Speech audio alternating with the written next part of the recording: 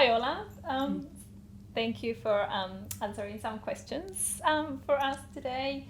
So I'm going to start, right? Yeah. So tell us, where are you from? And can you tell us a bit about what was your life like before arriving in Australia and what caused you to leave your home country?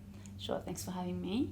So my name is Ola and I'm from Syria. I'm specifically from Damascus, the capital city of Syria. And my life was just like any kid's life, like just in a nice environment, in a healthy family. And I had the perfect childhood until I was like 11 years old. So when I was 11 years old, the revolution started in Syria against the government, and that's when things became too dangerous for us as a family to stay. So my dad decided to leave the country and go to Lebanon. So, Ola, how did you feel when you first found out you were coming to Australia and when you first arrived? Yeah, so I didn't know much about Australia as a country in general, and it wasn't an option for us to come to Australia or not. It was a program by United Nations to help Syrian refugees, especially big families, to fly to another country and start a new life. So I think it was like the last minute thing coming to Australia for having been told about it. I didn't like the idea at the very beginning because I lived in a country that's very close to Syria, and we always had the hope that everything is gonna end very soon and the war's gonna be over, and that's it. It's like half an hour away, and then we could go back. Go back home. But yeah, it's been 12 years now. Since you arrived. It's been 12 years since we left Syria, and it's been 10 years since I arrived to Australia. Wow. Yes, so it's a long It's a long time it's a in long your time. life, yes. What was your overall experience in the first few weeks here in Australia? So it was a bit like awkward because I didn't like understand where I am, and we didn't understand anyone that spoke to us in English. We came with zero English, like my siblings and I, and even my parents. Um, we were just like looking around, curious about the culture, curious about the country, the landscaping of the country. It's very different to my country. Everything looked to me as I'm in a cartoon movie. Oh, wow. It wasn't like the same in Syria when we had like the big buildings and all built out of rocks. Okay.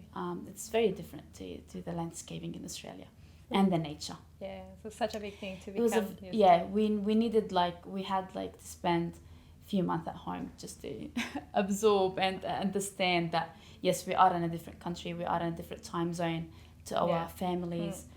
Yeah, it took us a bit of time to It's lots of things to absorb. get Yeah. used to and learn. Yes. What have been the biggest challenges for you and your family in your resettlement?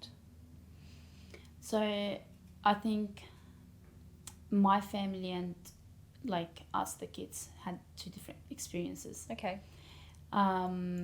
We were at school, so we had a different experience on how we're gonna be like, how we're gonna fit in, how we're gonna have that sense of belonging that we do actually. That's our school and that's our these our classmates and the whole thing that actually have that connection to school. We did not have it.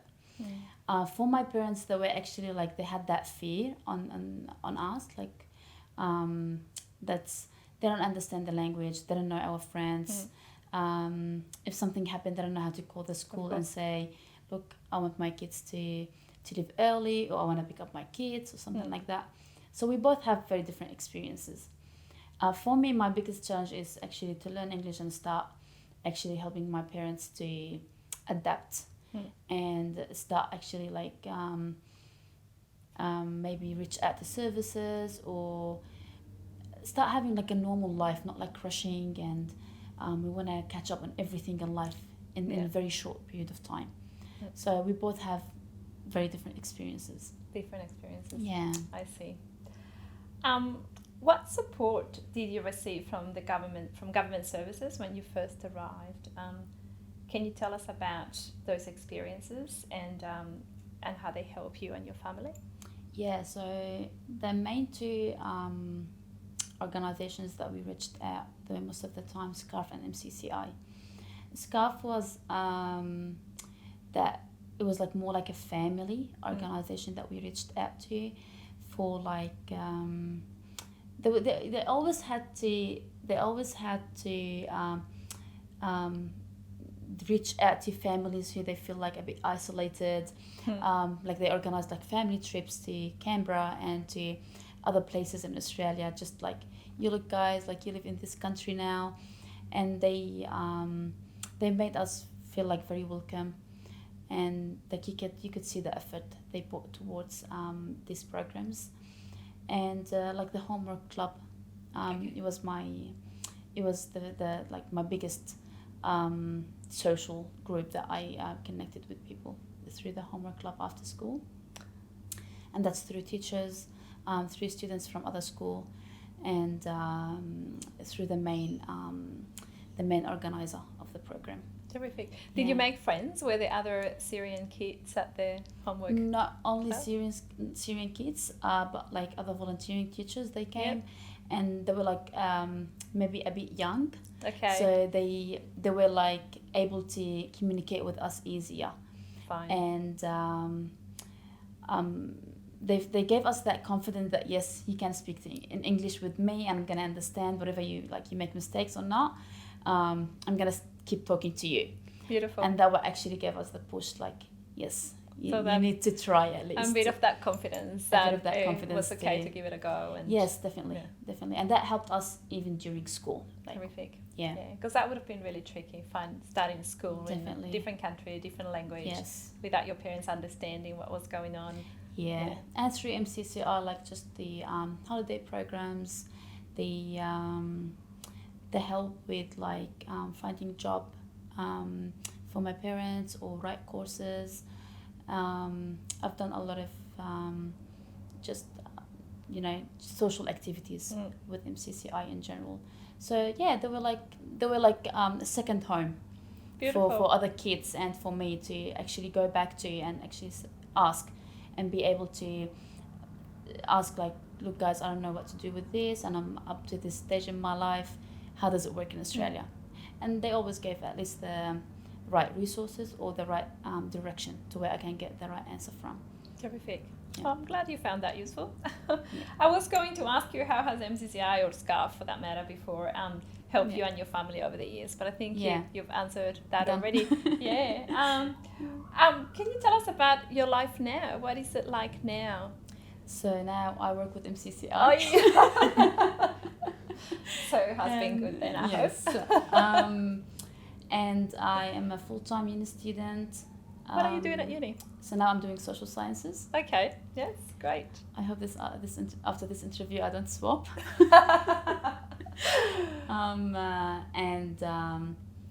Just busy with life, and I'm more settled now, I think. Okay. After like finding what I'm passionate about. And I actually didn't know that I'm passionate about helping others, that as in like families, new arrivals. Okay. I thought like, no, I don't want to go through the same thing again with families and hear the same traumas I went through. But no, actually it's my safe space. Is it your that's and that's actually where I can help and teach people about my experience. So maybe at least they can avoid some struggles when they're trying to settle in Australia. That's really valuable for you and others. Thank you. That's fantastic. And now just the last question today. Do you have any tips for new volunteers starting at MCCI? If you, what would you say to them? Come along, but come along. How can they help others? Like maybe with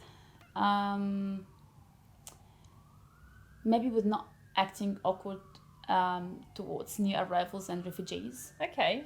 I think I've met a lot of people where they feel like hesitant about asking or saying something in general, and that will like feel like to others, oh, they feel like we are so traumatized that we were not able to express our emotions. Okay.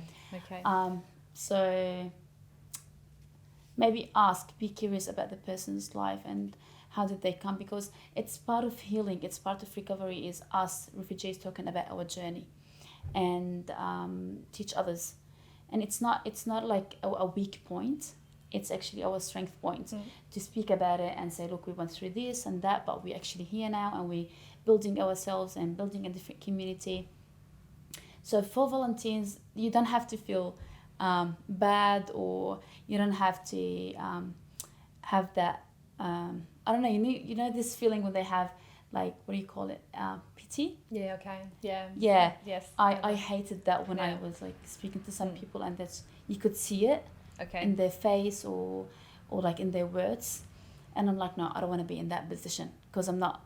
No, you're not. I'm not speaking about my weakness. No. Actually, it's my strength point. And I guess I think it's really important to reinforce that the strengths that newly arrived and former refugees bring, the resilience and the contributions are great assets. And they're just so passionate about a new start. So don't label them as the refugees and that's it, stop here. They can actually give more than what you think, and they have so much potentials in life. So just be curious, be flexible, be flexible, like with me, with asking and reaching out, and don't feel sad for anyone. It's an experience, everyone could go through it. Absolutely. And it's going to be in the past. I know we're still recovering, and I know we're still healing from it, but it's what made us ourselves today. Terrific. Yeah. That's fantastic. Thank you. And I'm full of admiration. Thank you for sharing your stories. Worries. Yes.